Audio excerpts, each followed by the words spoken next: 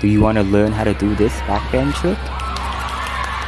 Well, take off your socks so you don't slip and perish. You want to warm up your back.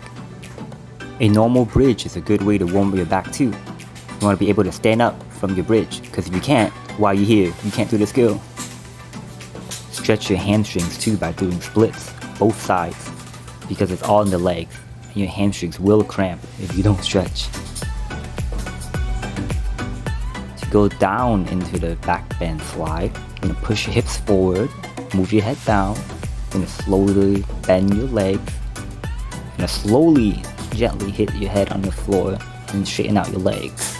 That's the easy part. Going up is the hard part. You want to practice using only your legs and back to slide up like that.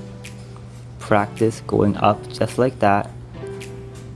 With this, you'll understand the feeling of sliding up with using your legs only. When sliding up, your ankles might be twisted outwards a bit.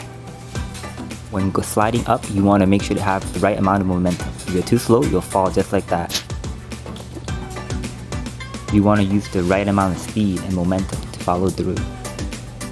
Another way to help slide up is by doing this. Use your arms above your head and slowly slide up with your legs, and give yourself that little extra push to slide up all the way. Eventually, you'll be able to do it without using your arms at all. It's really all in your legs when you're sliding up, and your back. Bye.